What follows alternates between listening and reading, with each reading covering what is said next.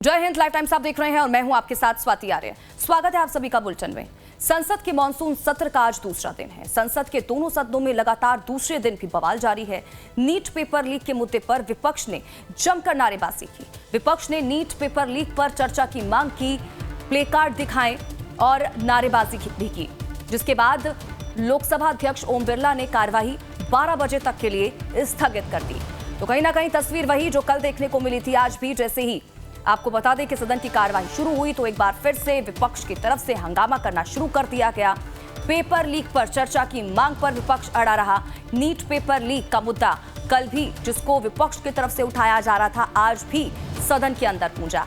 Play card इस दौरान दिखाए गए और नारेबाजी लगातार करते हुए विपक्षी सांसद नजर आए, जिसके बाद लोकसभा अध्यक्ष ओम बिरला की तरफ से सदन की कार्यवाही को 12 बजे तक के लिए स्थगित कर दिया गया। 12 बज चुके हैं। अब जब एक बार फिर से कार्यवाही शुरू होती है तो देखना यही होगा कि क्या कुछ तस्वीरें सामने निकल कर आती हैं। तो दोनों तस्वीरें जो कार्यवाही है लोकसभा और राज्यसभा की वो शुरू हो चुकी है। सीधी तस्वीरें आपको दिखा रहे हैं।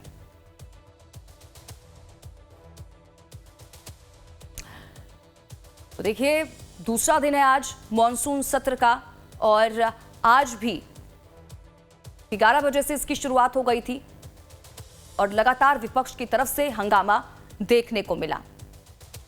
12 बजे तक के लिए उसके बाद कार्रवाई को स्थगित कर दिया गया था। अब एक बार फिर से कार्रवाई शुरू हो चुकी है। अब देखना यही होगा कि क्या फिर से वही तस्वीरें सामने निकल कर आती है या फिर मुद्दों पर बातचीत होती भी है या फिर नहीं। मेरे नाम के समक्ष उल्लेखित पत्रों को सदन के पटल पर रखता हूं।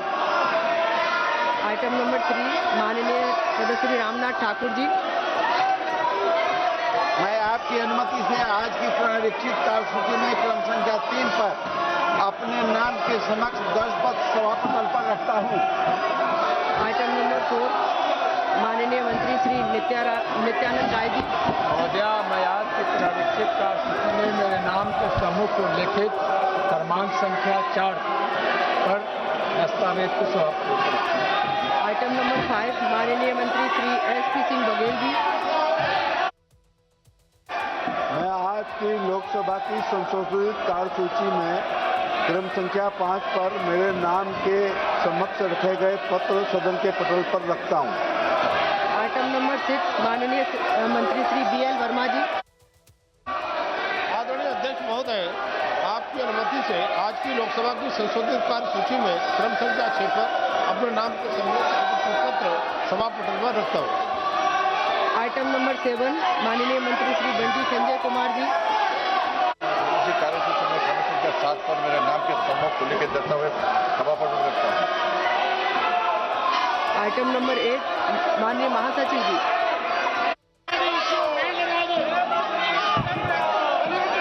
Sir, I lay on the table the following 4 bills passed by the Houses of Parliament during the 7th session of 18th Lok Sabha and assented to by the President since the report was last made to the House on the 29th January 2026. The Appropriation Bill 2026, the Finance Bill 2026, the Appropriation number 2 Bill 2026 and the Central Armed Police Forces General Administration Bill 2026. I also lay on the table copies duly authenticated by the Secretary General Rajya Sabha of the following 5 bills passed by the Houses of Parliament assented to by the President. The Industrial Relations Code Amendment Bill 2026, the Transgender Persons Protection of Rights Amendment Bill 2026, the Insolvency and Bankruptcy Code Bill Amendment Bill 2026, the Andhra Pradesh Reorganization Amendment Bill 2026, and the Jan Vishwas Amendment of Provisions Bill 2026. Item number 9 माननीय Shri N Srinivas Sulu Reddy ji. माननीय सदस्य श्री संजय दीना Patil ji.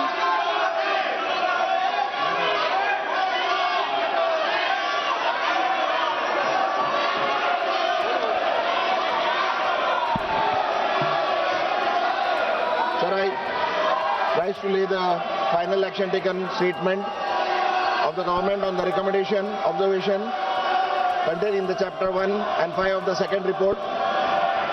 18th Lok Sabha of the Standing Committee on Housing and Urban Affairs on the action taken by the government on the recommendation, observations contained in the 21st report of the committee on the subject, Smart Cities Mission listed against my name in today's list of business.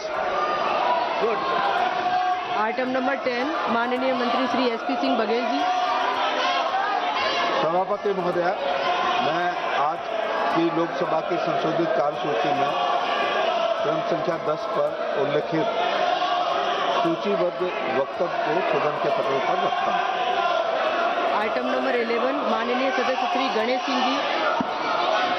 महोदया, मैं प्रस्ताव करता हूं कि सभा द्वारा दिनांक 1/7/2024 को स्वीकृत प्रस्ताव में क्रम संख्या 7 के मत के पैरा 3 के अनुसार इस सभा के सदस्य अन्य पिछड़े वर्गों के कल्याण संबंधी समिति की पहली बैठक की तारीख से आरंभ होने वाली 1 वर्ष की अवधि के लिए समिति के सदस्यों के रूप में कार्य करने के लिए अपने में से 20 सदस्य एकल संक्रमणी मत द्वारा अनुपातिक प्रतिनिधित्व प्रणाली के अनुसार निर्वाचित करें। आइटम नंबर 12 माननीय सदस्य, प्रश्न यह है कि माननीय सदस्य श्री गणेश सिंह जी द्वारा प्रस्तुत प्रस्ताव को स्वीकृत किया जाए। जो सदस्य प्रस्ताव के पक्ष में वो हाँ कहें, जो सदस्य प्रस्ताव के विपक्ष में है वो ना कहें। मेरे विचार में निर्णय हाँ वालों के पक्ष में हुआ, हाँ वालों के पक्ष में हुआ, प्रस्ताव स्वीकृत हुआ।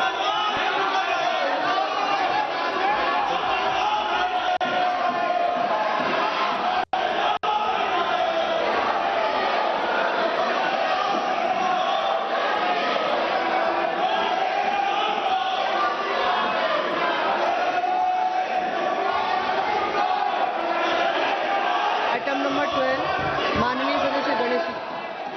सभापति महोदय, मैं प्रस्ताव करता हूं कि सभा राज्यसभा से सिफारिश करती है कि राज्यसभा में पिछड़े वर्गों के कल्याण संबंधी समिति की पहली ये तस्वीरें आपको दिखा रहे हैं कि जैसे ही दोनों सदनों की कार्रवाई शुरू हुई तो एक बार फिर से विपक्ष की तरफ से हंगामा देखने को मिल रहा है। फिलहाल राज्यसभा की कार्रवाई 2 बजे तक के लिए स्थगित कर दी गई है। कमलेश सिंह हमारे संवाददाता एक बार फिर से हमारे साथ लाइव जुड़ चुके हैं इसी खबर पर। सीधा रुख कमलेश जी का करेंगे। कमलेश जी, 12 बजे एक बार फिर से कार्रवाई शुरू होती है और विपक्ष की तरफ से वही तस्वीर, फिर से हंगामा। अब राज्यसभा की कार्रवाई 2 बजे तक के लिए स्थगित कर दी गई है और लोकसभा में भी लगातार हंगामा देख रहे हैं विपक्ष का। अगर इसी तरह से हंगामा करेगा विपक्ष तो बातचीत कैसे होगी जिसकी मांग वो कर रहा है?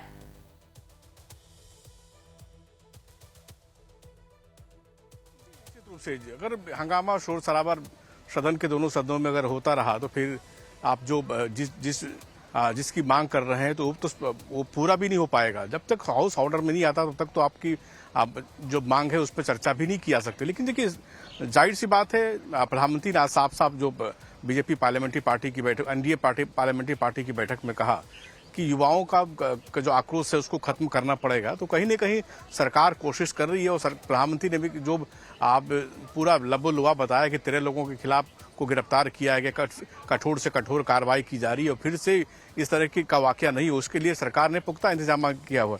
लेकिन चूंकि कल अपोजिशन पार्टी में जिस तरह से दिल्ली की सड़कों पर हंगामा हुआ और लाठीचार्ज की घटनाएं घटी, पत्थराव की घटना घटी, दोनों ओर से पत्थर चले, तो उस पर अब अपोजिशन पार्टी उसको मायले लेना चाहती, इसलिए लगातार कांग्रेस के नेता मल्लिकार्जुन खड़गे और राहुल गांधी और प्रियंका गांधी लगातार इसकी आवाज बुलंद कर रहे हैं कि क्यों लाठीचार्ज किया गया। लाठीचार्ज किया गया तो फिर किया गया तो उनके खिलाफ जांच होनी चाहिए, किन लोगों ने लाठीचार्ज किया, किस परिप्रेक्ष्य में लाठीचार्ज किया गया। तो ये तमाम बातें उनके विपक्ष को सूट करती और मुझे नहीं लगता है कि आज की बात तो छोड़िए, ये सप्ताह भी अगर हाउस चल जाए तो आपको तो गनीमत होगी। इसलिए मैं कह रहा हूं कि चूंकि ये अपोजिशन पार्टी के हाथ में तर्कश में ये आप कह सकते हैं आर्सेनल लगा है, एक आयुध लगा है जिसके बदल पे वो सरकार को झुकाना चाहते हैं और सरकार को डिफेंड करते नजर आएगी। तो ये स्थिति है अभी पार्लियामेंट के अंदर। और मुझे नहीं, चूंकि पार्लियामेंट 12 बजे जब फिर शुरू हुआ, फिर उसके बाद 2 बजे तक एडजॉर्न हो गया है, तो मुझे लगता है कि 2 बजे जब शुरू होगा फिर उसका स्थिति वही होगी। नहीं, लेकिन कमलेश जी, सवाल देखिए ये है, ठीक है, सरकार कह रही है हम बातचीत के लिए तैयार हैं, लेकिन ऐसा तो नहीं हो सकता ना कि हर बार विपक्ष की तरफ से हंगामा किया जाए, हर बार विपक्ष ये कहे कि नहीं पहले हमारे मुद्दों को सुना जाए, हमारे सवालों का जवाब दे सरकार। ऐसा तो नहीं चलेगा ना। इससे पहले हमने कई सत्र देखे हैं, ऐसे ही हंगामे की भीड़ चढ़े हैं कमलेश जी। अब इस मानसून सत्र में भी वही तस्वीर देख रहे हैं हम। जी, जब जैसा मैंने आपको कहा कि इस बार कई मुद्दे ऐसे जो विपक्ष को इनको सूट करता था और कल की घटना ने विपक्ष को आप कह सकते हैं एक मौका दे दिया। मौका इसलिए भी कि विपक्ष को लगता है कि इस इशू पे वो सरकार को कॉर्नर कर सकते हो, लगातार इसी मुद्दे पे कॉर्नर। देखिए, इसलिए मैं बात कर रहा हूँ कि जब एनडीए पार्लियामेंट्री पार्टी की बैठक होती है, उसमें अगर प्रधानमंत्री इस बात का जिक्र करते हैं और लगभग अपने 7 मिनट के संबोधन में प्रधानमंत्री 3 मिनट तक अगर जिक्र करते हैं युवा के बारे में, नीट के एग्जाम के बारे में, तो निश्चित रूप से वो एक आप कह सकते हैं जो मोमेंटो है, जो माहौल है उस तरह का है।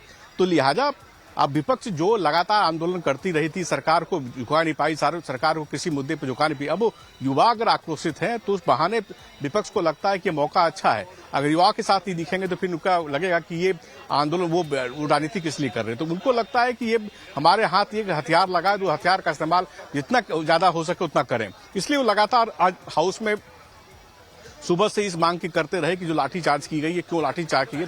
तमाम नेता, एक नेता नहीं, आम आदमी पार्टी के संजय सिंह हो या राहुल गांधी हो, मल्लिकार्जुन खड़गे हो, प्रियंका गांधी हो, तमाम नेता ऐसी बात की दुहाई दे रहे हैं कि वो लाठीचार्ज किया गया।